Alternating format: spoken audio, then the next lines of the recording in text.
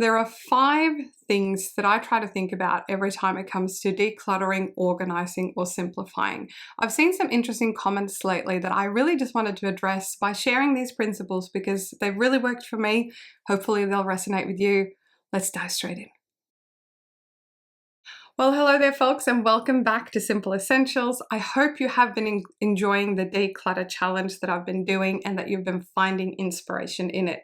I've had some comments lately about people saying, oh, that person doesn't need to declutter, or your house is already tidy, or etc, etc. And I understand that decluttering, organizing, and simplifying your life is a very unique and personal journey, but I would like to share with you 5 high-level thoughts that have really helped keep me on track with my decluttering, and hopefully they work for you too.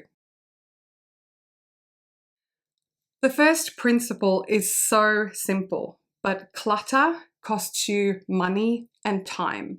What do I mean by this? Having more than you need of anything will cost you a lot of time because you're constantly looking for things or trying to find them.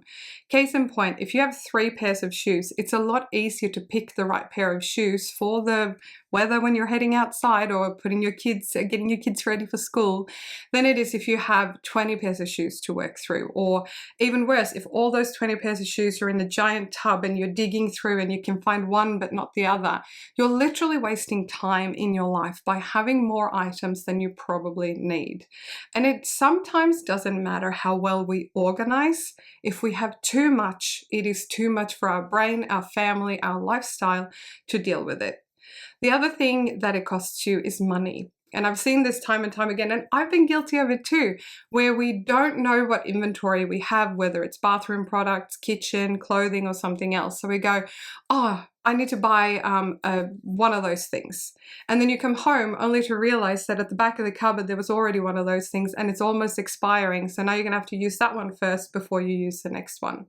In the end of the day as well, some people actually pay for storage. And if you think about it this way, it's very clear that you're paying extra money if you have a storage unit outside of your house. So a few times in my life when I've been in transition, I've had things physically in storage and paid for that storage. But let's change it this way. If you have a room in your house that is basically just a clutter room where things go to die and you close the door and go, I don't want to see that anymore. That room, even if you don't want to, you could have had a tenant in that room paying for that room, which instead now it's costing you money. Or if you never needed that room in the first place, because all that stuff is clutter that you haven't touched or looked at in years, you could have downsized to a smaller house and paid less money. So I see it time and time again. We tell ourselves stories about the things we hold on to. Don't worry, I do it too. I also have clutter. You've seen this challenge and how much has left my house, and I'm an active minimalist to decluttering my house. But don't fall in the trap of paying for clutter and holding on to said clutter. Now, I will say the caveat is if you've had a loss in your family or something has happened and a lot of things have been bestowed upon you that you have to deal with and you're not quite ready yet, by all means take the time that you need, but don't allow the clutter to become a thing that you pay for in time, money, energy, or anything else, because you really don't have to. The second point is to not compare too much with others, which I know is hard, right? Because here on YouTube, we're all looking at other videos. I love watching declutter videos and borderline hoarder videos where there are these huge giant transformations. But I got an interesting comment on one of my videos in the declutter challenge, and someone said, well, why are you decluttering? You don't need to get rid of anything. This video makes no sense to me. And I get that. If you came for a massive full transformation declutter, you might be disappointed. But the thing about decluttering really is to look for inspiration in others and then apply what works for you. Whatever I do in my challenges is only designed to inspire you to tackle that little drawer or that little space. Whether you have lots or nothing to get rid of, that's totally fine.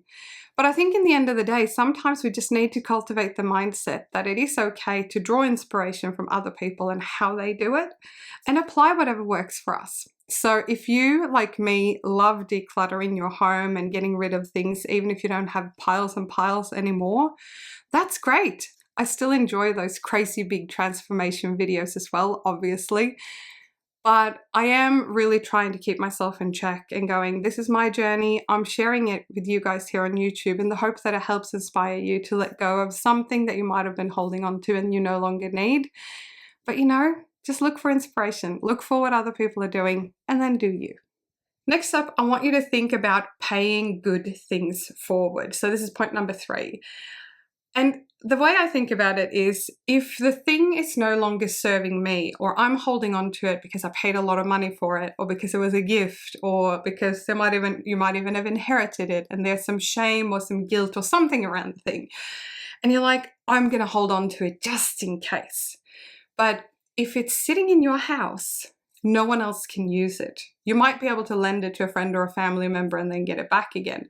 But if this thing is not something you want, if it's a piece of jewelry, a piece of kitchen equipment, a piece of clothing that you bought with all the best of intentions, and you'll never use it or wear it, if you pay good things forward and give that to a donation center, put it in a local buy nothing or pay it forward group. There's one where I live, and I have donated many a thing, including furniture there, and people get really, really happy.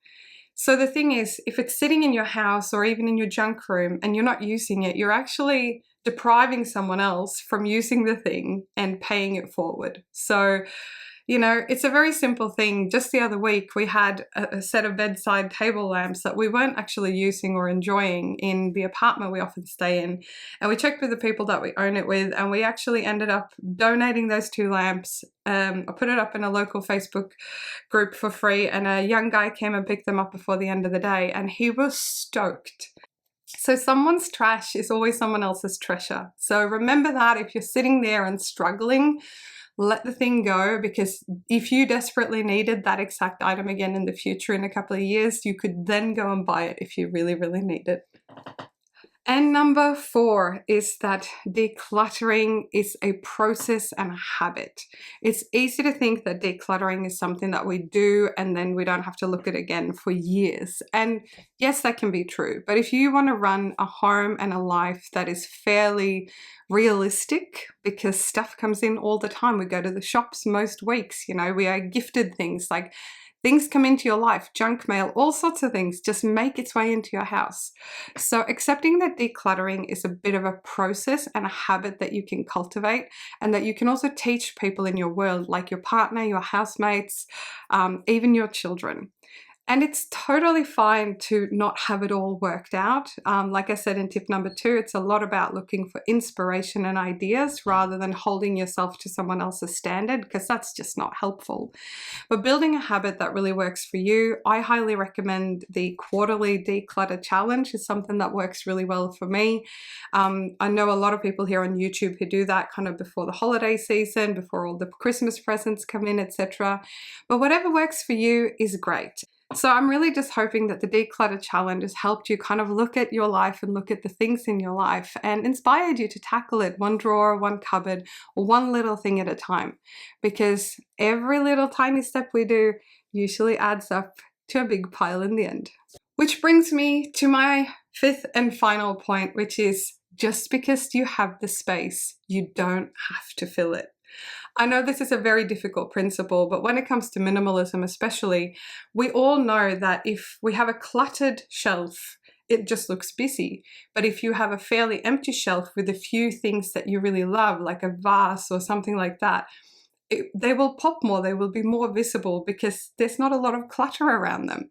And you'll probably walk past that shelf and go, man, I really love that book, or I really love that photo, or I really love that thing. So just because you have space, and I have a big house now, I've never lived in a house as big as the one I live in right now, but I don't have to fill it. And that's totally okay. So whether other people understand your need for space or not, it's totally okay to have space, but just don't fill every inch of it with stuff. Even when I have lived in very small apartments, I'll include some footage here of an apartment I used to live in before my husband and I met. I made really sure that I did not clutter it up visually, because it made the apartment feel a heck of a lot bigger when I didn't. So hopefully you are enjoying the declutter challenge, and I hope you're using it in a way that inspires you to tackle areas in your life that are a little bit annoying or that you haven't really gotten to yet. I definitely still have a bunch of things to get rid of, so I'm going to keep going, and I look forward to see you there in the next video.